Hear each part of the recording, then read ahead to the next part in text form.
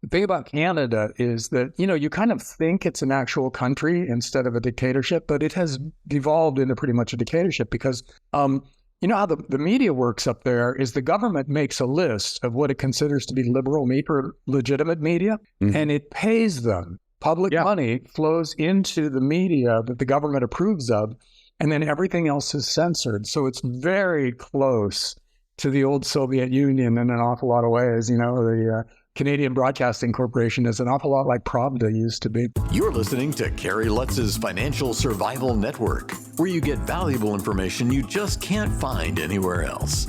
To thrive in today's trying times, you need the Financial Survival Network, now more than ever. Go to financialsurvivalnetwork.com and get your free newsletter and gift. Financial Survival Network, now more than ever. And welcome. This is Financial Survival Network. I'm your host, Kerry Lutz. John Rubino is with us. We have much to talk about. We have the second Civil War. Maybe it's a cold Civil War, John, that's brewing now. We've got AI threatening to make us all into podcasters and YouTubers. John, you might be out of a job soon if the AI gets any better. I'm a little concerned about that. What are you going to do when AI takes your writing gig? Oh, I'm not worried. I'm old enough that it's not an issue. But who should be worried is Taylor Swift. If she ever wanted to get into porn later in life, I thought she was in it already. Well, the argument can be made.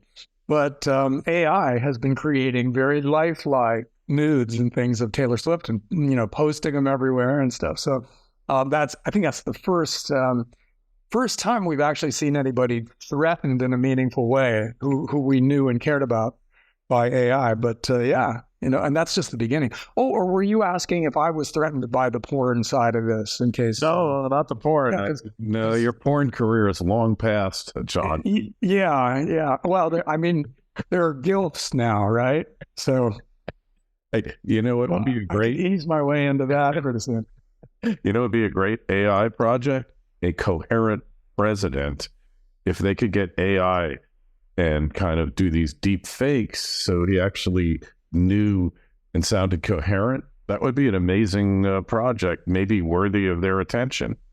That would indeed. People are speculating about how we're going to be ruled by AI pretty soon. And an avatar, it's run by AI, but is the perfect politician, would be a pretty formidable candidate, right? Because AI can make that candidate look exactly the way the focus groups want the candidate to look. Could take a voice that everybody loves, and synthesize it. And all they have to do then is go back through Ronald Reagan's speeches and just repeat his turns of phrase. And you got a winning candidate right there. So it's a real possibility. It's like, I can see it now. Hi, I'm from the government. No, I mean Elon Musk. I'm here to help you. Miss words in the English language. Yeah. Well, that's all coming. And should we segue from here into the collapse of modern media? Because the LA Times is laying off like 25% of its reporters, and a big part of that is that AI can replace them for the basic stuff. Hey, well, it couldn't happen soon enough. That Taylor Lorenz was, she was a blogger, and she wound up with the Atlantic and the Washington Post, and she was lamenting the demise of the legacy media. She said over 20,000 people in the media lost their job in the past year. And that was the first time I actually saw a number. Every week you see layoffs taking place in newsrooms around the country. She said they got rid of their Washington, D.C. bureau in an election year. She was very upset about that. I guess they were influence. That was the Los Angeles Times. Yeah, the Los Angeles. Yes. Right. Yeah, it's a huge deal. But AI is responsible for part of it. But the biggest part, because remember, journalism is booming. Independent journalism is just rocking right there. You got your audience, and Joe Rogan has a massive audience, and Matt Taibbi and Glenn Greenwald, Michael Schellenberger and Jimmy Dore. These guys have massive audiences, in some cases so big that they dwarf primetime CNN. So journalism is absolutely rocking. I think it's arguable that it's never been healthier. Mark Dice. Yeah. Mark Dice has a pretty. I'm a journalist, man. I can't view myself as a journalist. It just like I would have to quit doing what I'm doing if I was doing journalism. Journalists interview people a lot of the time. You're not writing an article based on what Martin Armstrong told you. You're just showing Martin Armstrong, but that's even better journalism, arguably, right? Yeah, well, I just view myself as a messenger, and I try, I put my own spin on things and my own take. I'm human, and I don't make any bones about it. But hey, you can't pin me to a political party because I despise them both. Even if I am a member of one of them, it's nothing to do with it. I keep meaning to disestablish my party affiliation, but I've just not gotten around to it. But it's this journalism virus thing, man. It was great for a while until people started waking up to the fact that it was just a machine that's there to generate lies.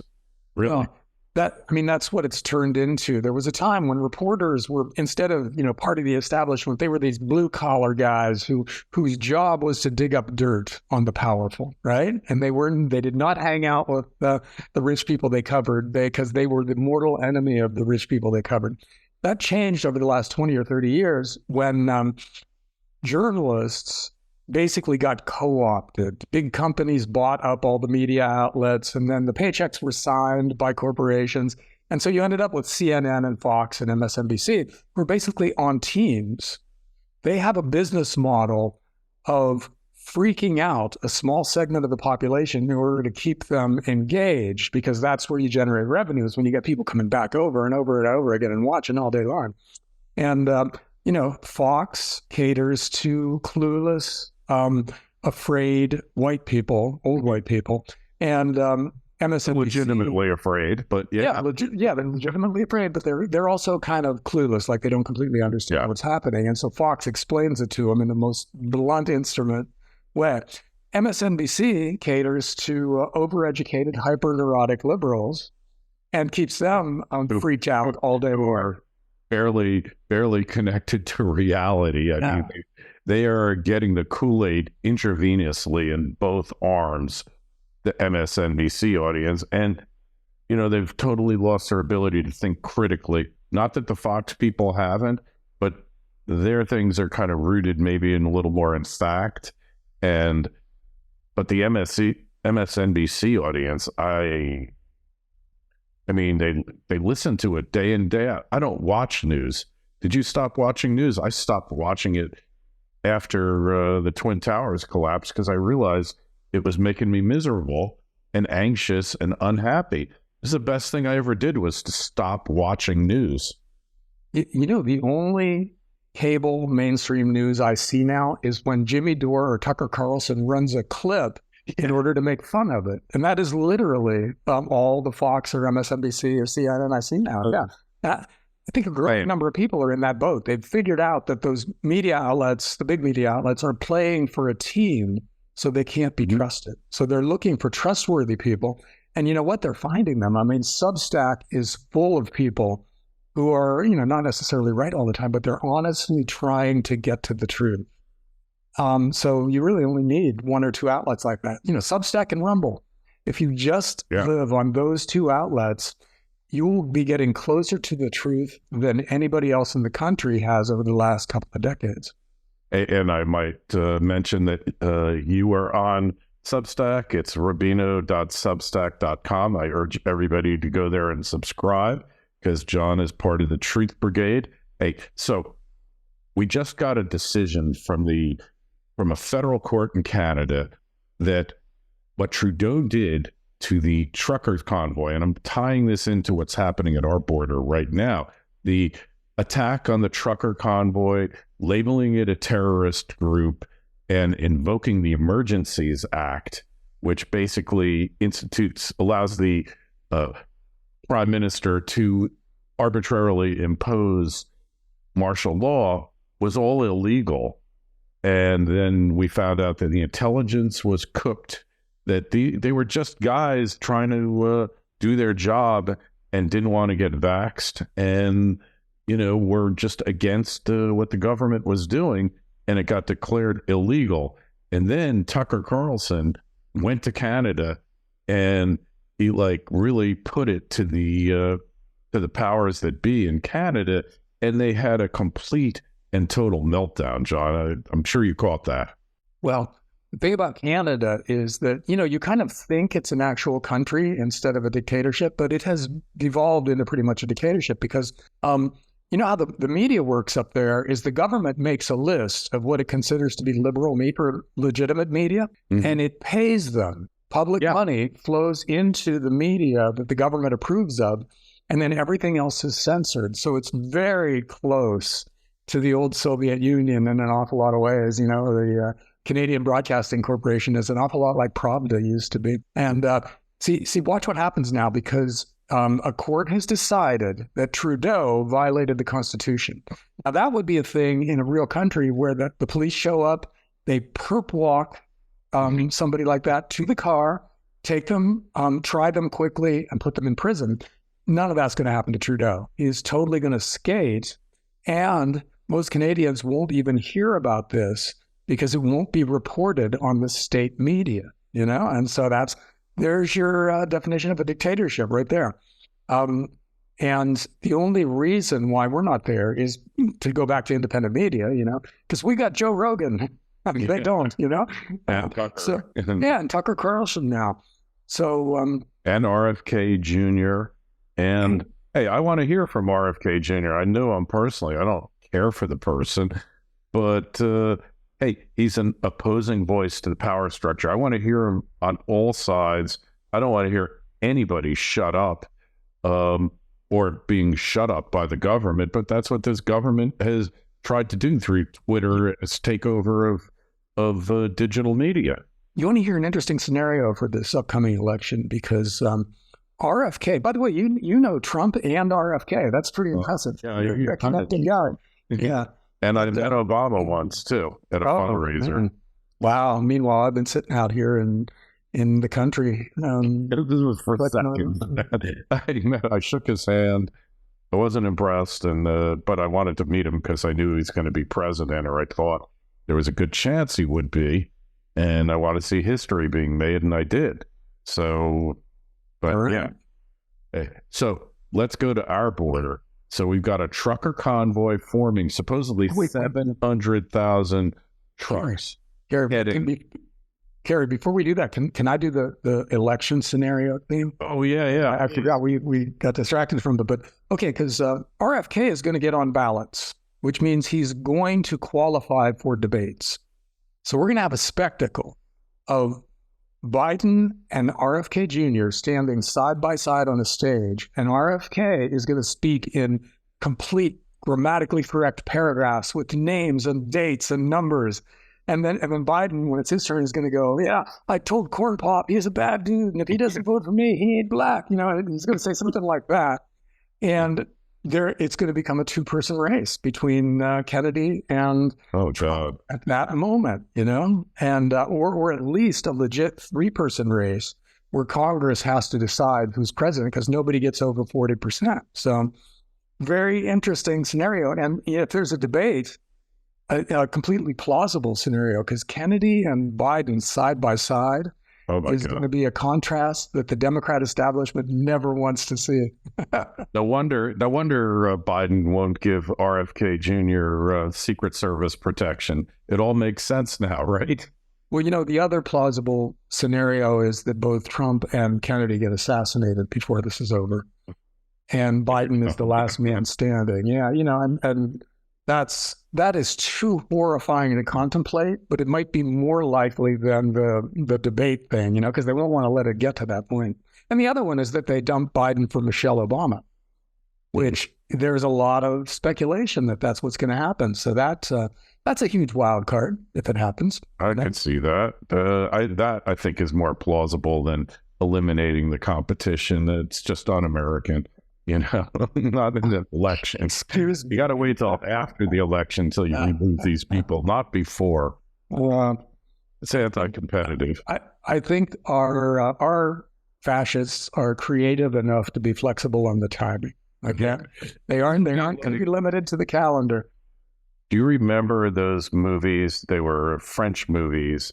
One was called State of Siege, and I can't remember what the other one was, but they're basically about Greek elections, and they just kill off the candidate who's running the opposition candidate. They just get rid of him.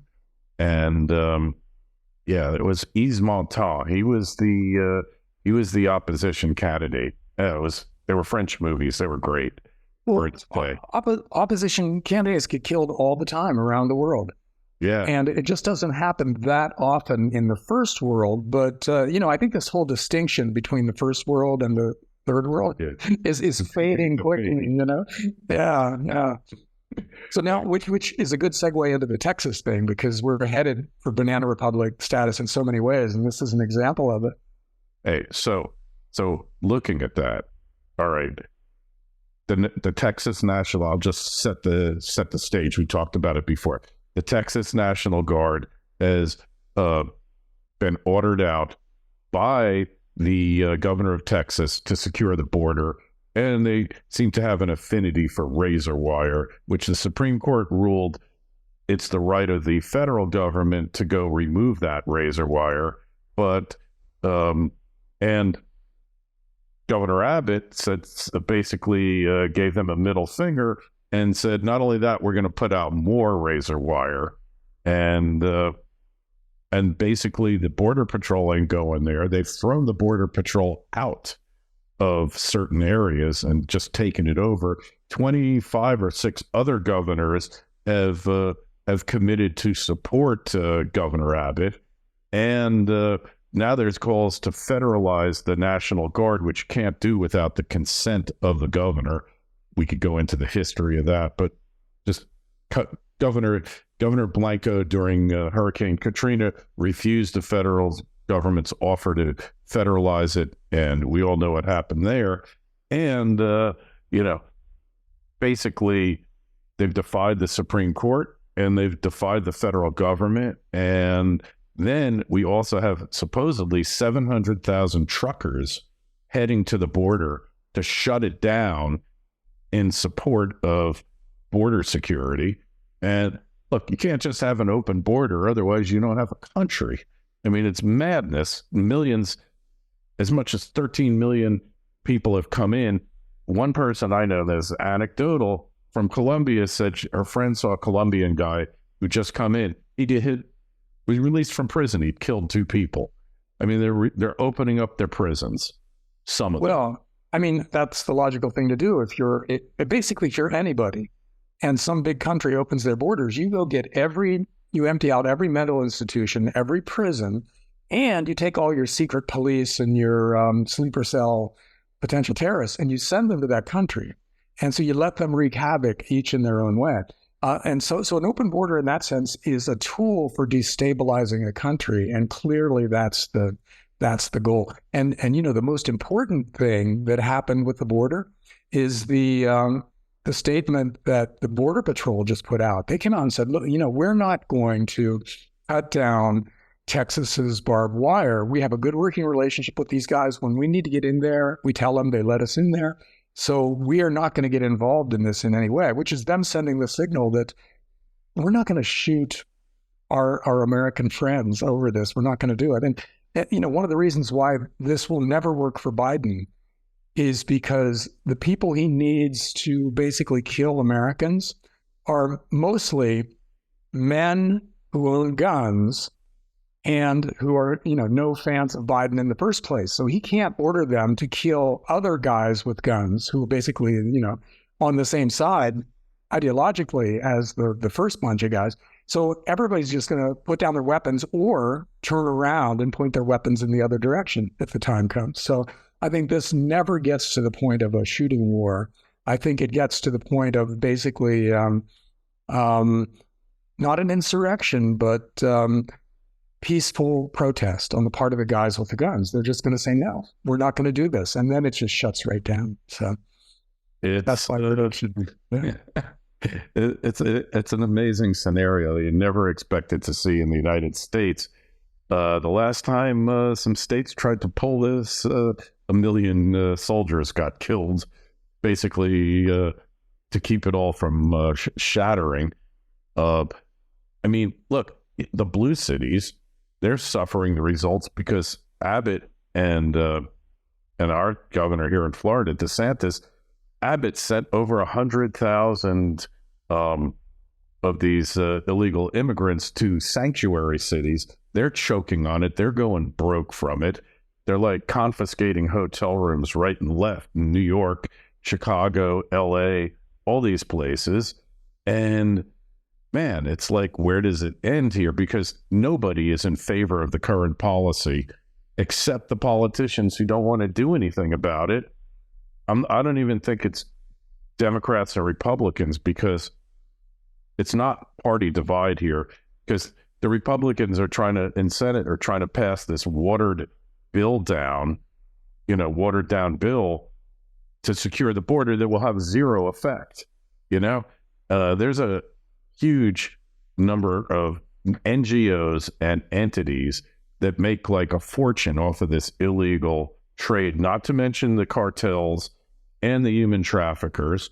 And they're the ones whose policies are getting the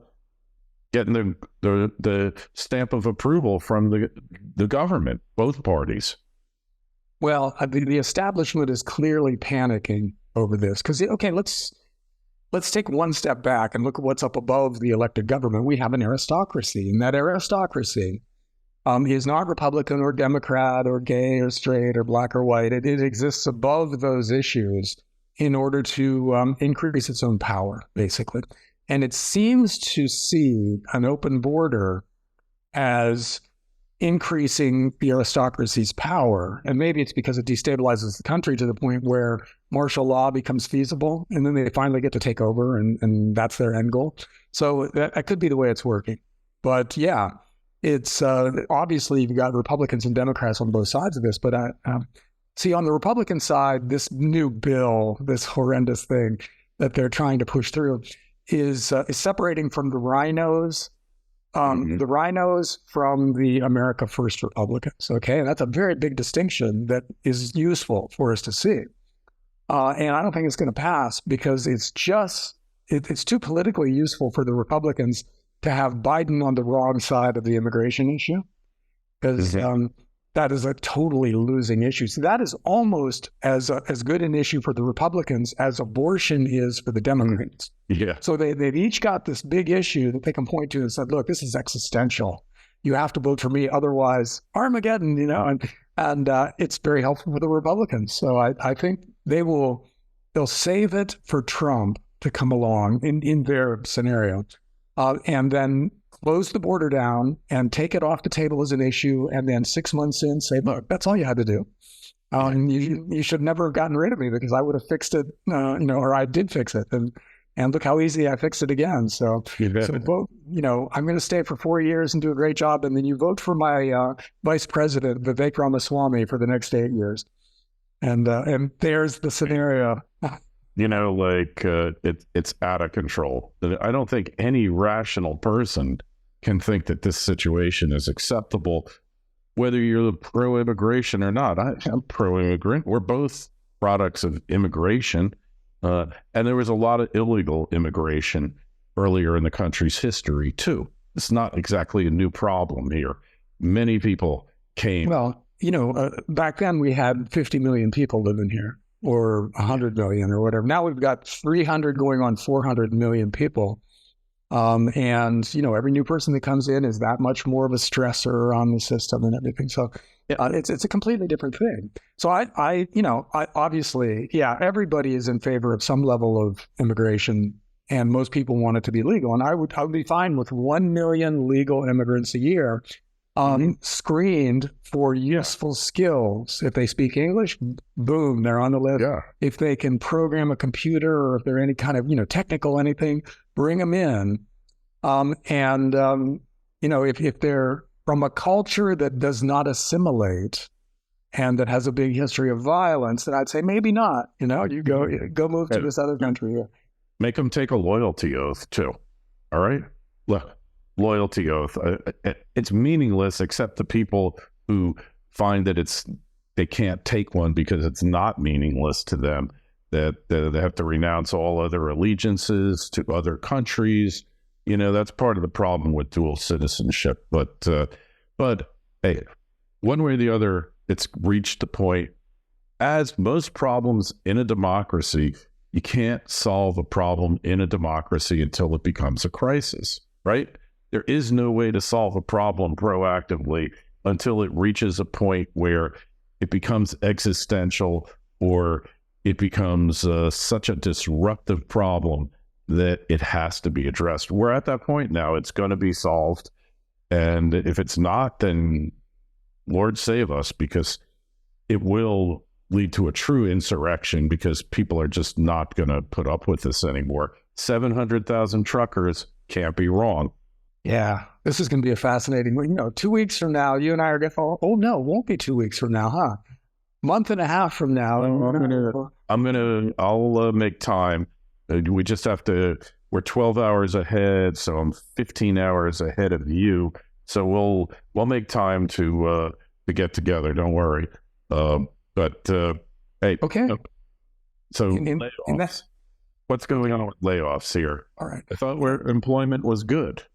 Well, okay. The employment numbers are one of those scam headline numbers. And stop me if we talked about this before. It sounds kind of familiar, like I told you this story before. But what they do with employment numbers is they report an excellent headline number for jobs created and for the unemployment rate. And then over the next few months, they revise those numbers down to what would be disappointing. Nobody sees the revisions. And then they bury the bad news in each report so deeply that normal people don't see it. But eventually people do. And with our last employment report, the number of part-time jobs are soaring while the number of full-time jobs are tanking, which is a sign of an unhealthy economy. And the number of people with 2 full-time jobs is spiking. And I know some techies manage to do that. They get 2 full-time jobs. Only lawyers can do that. No, I know. Only people that bill by the hour can work 2 full-time jobs. Man, you're just feeding me material for my comedy act here, John. But regular people have full-time jobs. So, Kerry, I'm not lawyers, non-lawyer regular people. That's a side of a very bad situation. If your one full-time job doesn't cover it for you, and you have to take on a whole new one, and so those people are spiking. So the employment report, the employment situation in the U.S. is actually pretty weak, and we're seeing it with all these layoffs. Tech companies across the board are laying people off, and then it's spreading. I think 3M just announced big layoffs, and there's a bunch of other companies doing the same thing. So part of that is because consumer spending is weaker than people expected it, because people think, oh, the American consumer never, blah, blah, blah. Well, I mean, when your credit cards are maxed out and you're carrying a 20% interest rate balance on credit cards, you stop spending. You basically have to, because otherwise you're bankrupt. So that's happening in a bigger and bigger way out there. And that's leading to fewer things being bought, more companies laying people off. And that's the kind of thing that snowballs into an equities bear market, which leads to more layoffs, which leads to lower corporate profits, and so on, until you get, the kind of recession we've seen 8 times in your and my lifetimes, So nothing mystical, magical. That's just how the process works. And it seems like we're headed that way pretty quickly now. I couldn't agree with you more. And, it's just the whole world is bankrupt, though. The whole world is bankrupt. The countries are bankrupt, and the majority of people in every country are bankrupt. They're insolvent. Okay, bankrupt is a legal term. Insolvent, meaning their assets are far outweighed by their liabilities. So how do you solve this problem, John? The only way to solve it is a debt jubilee, but then you've got to take all your financial institutions and reconstitute them. This is a mess. I don't know how it gets solved. We've been talking about this for years and years. It's sound money, but sound money just accelerates the ongoing slow implosion of the global economy, right? No, sound money is like a shock to the system. If we just go to the gold standard. To do that correctly, you got to do it at gold with $10,000 an ounce, or whatever. And that means it's a massive devaluation of the dollar. So everybody who trusted the government and saved dollars sees their wealth almost evaporate. And so you get the civil unrest from that. Anytime you have a massive currency devaluation, you have the people that you screwed over hit the streets, right? Argentina. Yeah. So this is global. And if you can get through the civil unrest and you're on a gold standard with gold at $10,000 an ounce, you can go forward with a monetary system that basically works, because the gold standard will prohibit you from taking on too much debt in the future. But you got to get through the shock to the system when all these people who trusted you are the ones who got hurt, and the people who didn't trust you get rich. The gold bugs out there who want nothing to do with today's government will have 5 times as much money. And the shorts, the guys who were shorting big tech, will have 50 times as much money. And so those are the people that you enrich, which you and I love that, right? Those are the guys who should get rich. But government won't think that. So only when it becomes the best of a series of horrendous options will government do something like a currency reset or whatever. So the crisis has to come first, and it'll come. And then we either get a dictatorship, or we get a civil war, or we get a global war, or we get a healthy monetary system going forward. So that's on the menu of possibilities out there. I would put it at 20% possibility, and the others cumulatively at 80%. The prospects are frightening. And I would just add, not so much the people who trusted the government, but the people who had no choice but to trust the government, meaning that for decisions they made, not necessarily having a good perspective on what was really happening, or believing those paid liars on the legacy media. They believed what they wanted to believe. They believed their pensions were safe. Their bank deposits, your bank deposits were insured by the federal government, by the full faith and credit of the U.S. government. Those people are the ones getting burned here.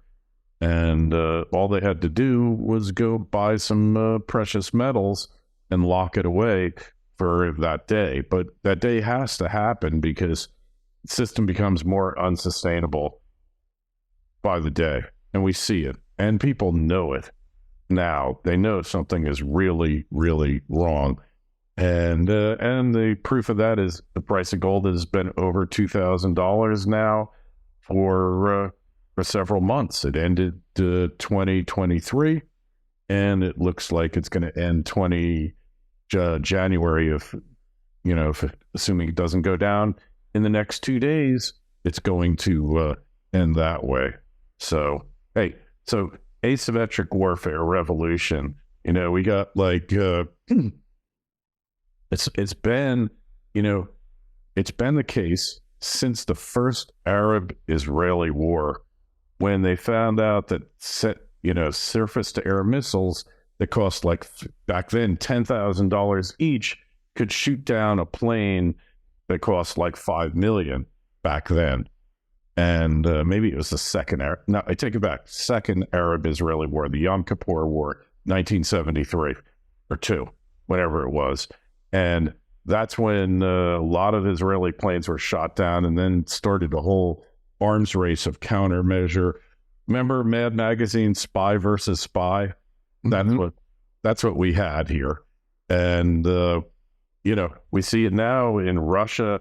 They got a lot of scrap metal that used to be Russian tanks, like 6,000 of them have been destroyed, and armored vehicles and everything else. And, seeing it when in the Middle East, and even with us, till they get the laser beams, the laser weapons, directed energy weapons perfected, these drones are going to be a major hazard to everybody. Well, what it's come to now is that you can take 1,000 small drones with the equivalent of a hand grenade on each one and just send them out. And they can overwhelm any kind of a missile defense system. We didn't set up our missile defense systems to take out small, tiny things flying in a huge swarm.